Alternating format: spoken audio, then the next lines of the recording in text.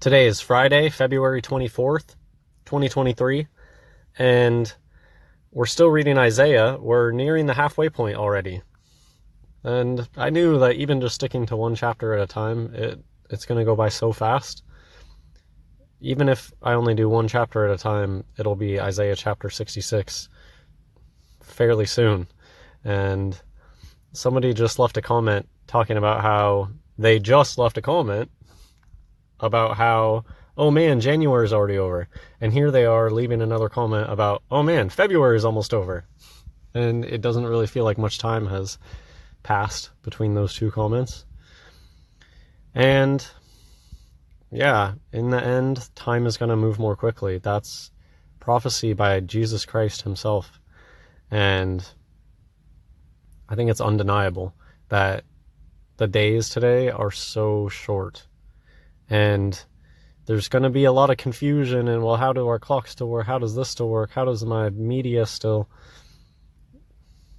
How has any of that stuff worked ever?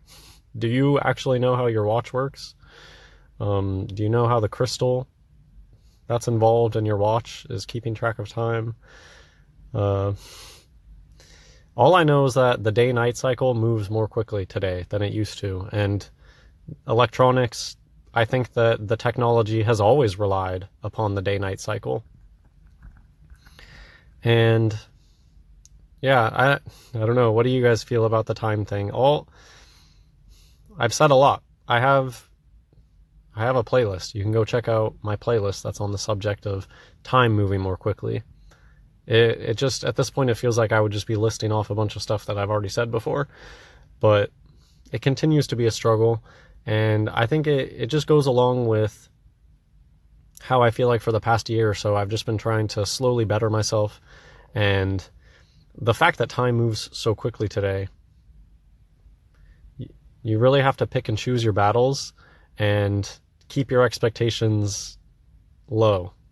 Like, I'll still notice people when they come and visit and they start talking about, oh, we should do this, we should do that, we should do this, we should do that. And I'm just sitting there like, you are dreaming. This isn't the 90s anymore. You can't do 3 different things in the same day. I just tell people, like, okay, pick one of those things. That's a nice list of things that you just listed off. Pick one, and let's try to do that today. That's just how I try to approach days, and I try to keep expectations reasonable. And I think that an important lesson of time moving more quickly is we do really have to choose what's important to us now. And we do have to make time for things that are important to us, and we do have to choose. I think that it could be an important lesson for a lot of people, where this whole time moving so quickly thing, it's forcing people to come to certain realizations of, what do I value? What do I think is most important? Because you can't do it all anymore. Okay, so that was a little ramble about time. I've been mentioning that I should talk about it, so hopefully you guys can relate to some of the sentiments I just had, or have your own things to share about time. Right now, I really don't know what else to say that I haven't said before. So if you're new to this topic of time moving more quickly, I have a playlist. Go check out my playlists. Okay, I'm just going to read Isaiah chapter 26. I think this part of Isaiah is still talking apocalyptic type visions. In that day shall this song be sung in the land of Judah. Okay, so I do want to say some stuff about this, just because it does interest me. And how singing and song is a big part of worship. And I feel like it's a part of worship that I don't really connect with very well today.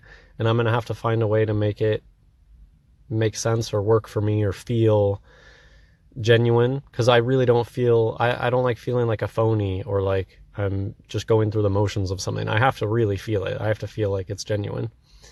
And I've been participating in a lot more community-based, what would you call it? Just fellowship.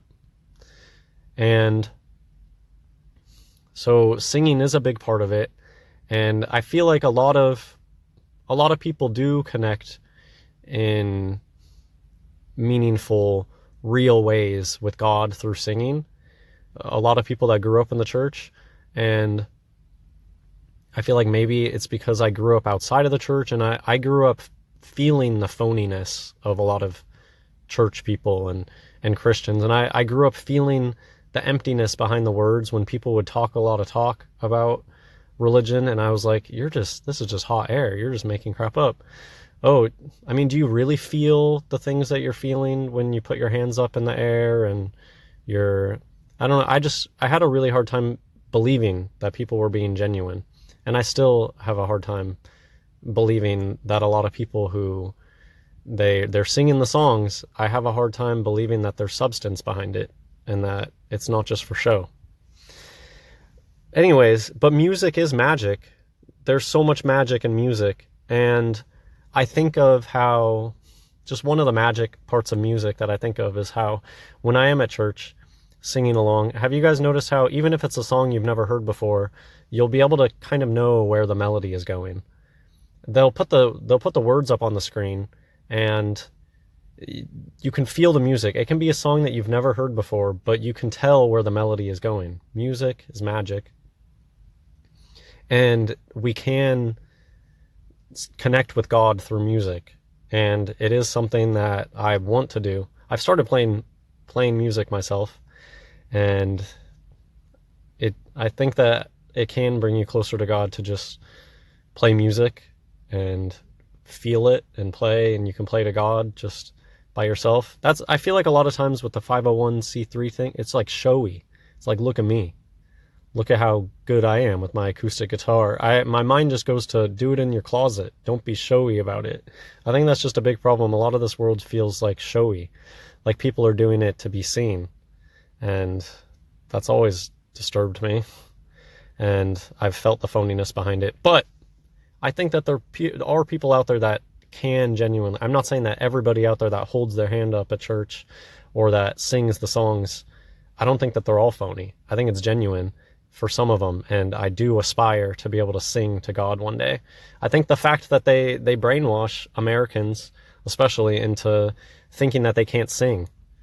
I know that there's certain cultures where that is such a bizarre concept to them. They say, what do you mean you can't sing? That's like saying you can't talk. That's like saying, oh, I don't know how to talk. You know how Americans, oh, I can't sing. That doesn't make sense. Everybody who has a voice can sing. You might say, I'm not classically trained in music, but literally anyone who has a voice can sing. And so I just think of that when I read, there's many, many Bible verses that mention just like people just start singing. And I almost think that this is where the idea of musicals kind of poke fun at the idea of the concept of you can have a bunch of people standing around and then the music starts playing and everybody is in tune, dancing and singing the same lyrics to a song that allegedly hadn't existed before. You know, if you're suspending your disbelief, you have to assume that they didn't rehearse this song in the musical. They just started singing it all of a sudden. I just see that in the Bible where we all just will start singing a song together to God and we'll just know the lyrics. It reminds me of how in church, sometimes, I guess you'll just have to say whether this works for you or not. Sometimes I'll know where the melody is headed and I've never heard the song before. And they're worship songs. Okay. So since I've already rambled a lot, I just want to read the rest of the chapter. In that day shall this song be sung in the land of Judah. We have a strong city. Salvation will God appoint for walls and bulwarks. Open ye the gates, that the righteous nation which keepeth the truth may enter in. Oh man, I have to point out though that I love whenever the truth comes up. That is how I found Jesus, was through the truth. I wanted the truth more than anything. Open ye the gates, that the righteous nation which keepeth the truth may enter in. Thou wilt keep him in perfect peace, whose mind is stayed on thee, because he trusteth in thee.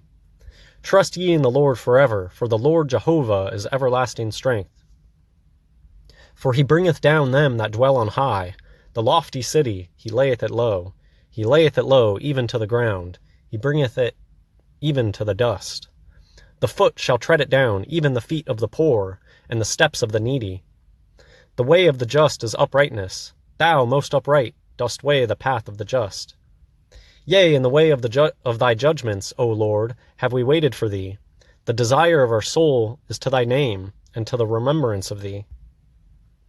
With my soul have I desired thee in the night. Yea, with my spirit within me will I seek thee early. For when thy judgments are in the earth, the inhabitants of the world will learn righteousness. Let favor be showed to the wicked, yet will he not learn righteousness. In the land of uprightness will he deal unjustly, and will not behold the majesty of the Lord. Lord, when thy hand is lifted up, they will not see, but they shall see, and be ashamed for their envy at the people. Yea, the fire of thine enemies shall devour them. Lord, thou wilt ordain peace for us, for thou also hast wrought all our works in us. O Lord, our God, other lords beside thee have had dominion over us, but by thee only will we make mention of thy name. They are dead, they shall not live. They are deceased, they shall not rise. Therefore hast thou visited and destroyed them, and made all their memory to perish. Thou hast increased the nation, O Lord, thou hast increased the nation. Thou art glorified, thou hast removed it far unto all the ends of the earth. Lord, in trouble have they visited thee, they poured out a prayer when thy chastening was upon them. Like as a woman with child, that draweth near the time of her delivery, is in pain, and crieth out in her pangs, so have we been in thy sight, O Lord. We have been with child, we have been in pain, we have, as it were, brought forth wind. We have not wrought any deliverance in the earth, neither have the inhabitants of the world fallen. Okay, this is really interesting here at the end, talking about, I think, a resurrection in the end. So I'm not a Bible expert on this, but it seems like in the end there's resurrections, and the people who are dead are going to rise on earth before judgment, I believe. Fact check me in the comments if what I'm saying isn't how it is, but there's mentions of resurrection in the end, and it gets crazy. My mind starts to go to the way that the zombie apocalypse is mentioned in films, where you have these dead people rising up and they can't be killed. Book of Revelation also talks about people who can't be killed. I think I just left a comment in my other video about the book of Joel. I forget, chapter 2? I don't know. Mentioning people being thrusted with swords and not dying. Anyways, these next few verses are strange. Thy dead men shall live, together with my dead body shall they arise. Awake and sing, ye that dwell in dust, for thy dew is as the dew of herbs, and the earth shall cast out the dead. Come, my people, enter thou into thy chambers, and shut thy doors about thee. Hide thyself, as it were, for a little moment, until the indignation be overpast. For behold, the Lord cometh out of his place to punish the inhabitants of the earth for their iniquity. The earth also shall disclose her blood, and shall no more cover her slain. Okay, so this is just, I think that this is very Revelation-esque. I think that this stuff gets repeated in Revelation, I believe. Possibly in the Gospels. Does Jesus talk about this sort of resurrection in the Gospels? Anyways, you would wonder what the Sadducees of the time had to say about this. I guess they probably didn't believe in the book of Isaiah. I don't know. But they were famous for not believing in resurrection. So, interesting chapter of such an amazing book from the Bible, Isaiah. Never disappoints to be interesting. Hope you enjoyed this, and God bless everyone.